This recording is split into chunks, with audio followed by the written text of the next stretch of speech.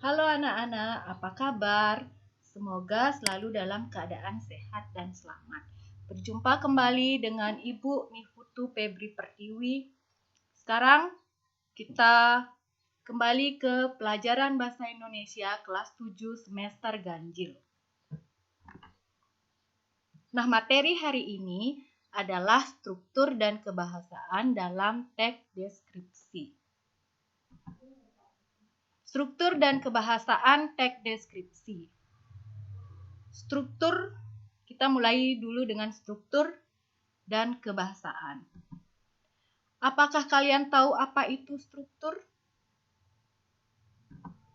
Struktur teks deskripsi merupakan susunan atau bagian-bagian yang ada pada teks deskripsi. Pengertian struktur menurut Kamus Besar Bahasa Indonesia atau disingkat dengan KBBI adalah cara sesuatu disusun atau dibangun.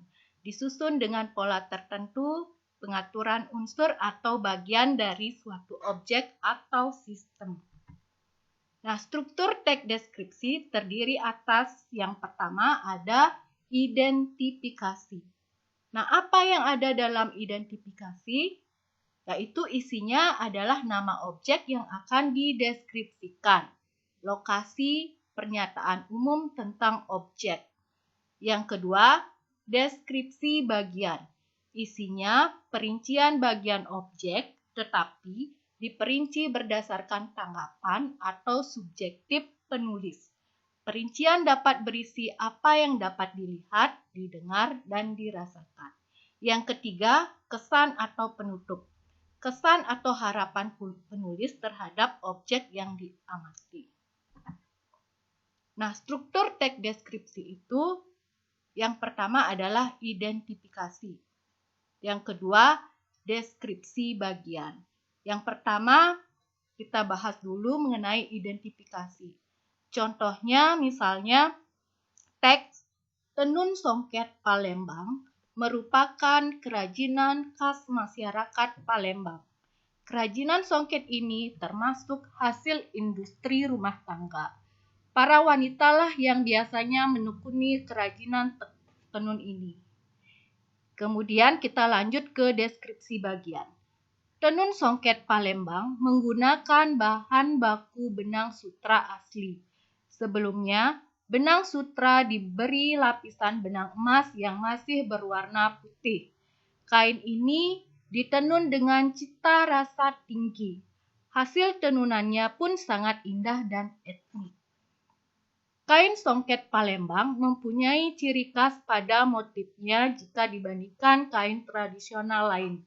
Motif kain songket Palembang terlihat lebih rumit. Untuk menghasilkan kain songket Palembang, seorang perajin bisa menghabiskan waktu selama 3 bulan pengerjaan. Nah, kebahasaan dalam teks deskripsi yang pertama adalah berisi penjelasan terperinci supaya objek menjadi konkret. Misalnya contoh, pemandangan Pantai Kuta sangat indah. Nah, kalimat perinci itu bisa kalian nanti buat seperti kata indah itu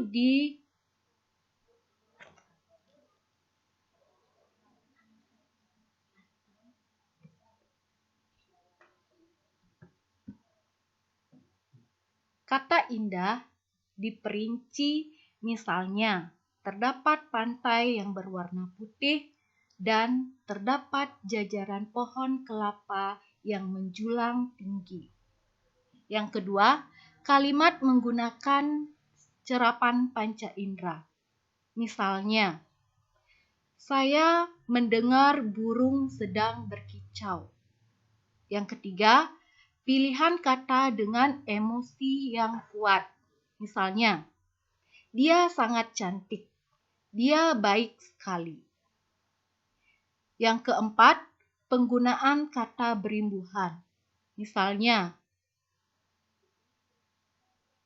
menari, memasak, berenang, memesona, dan sebagainya.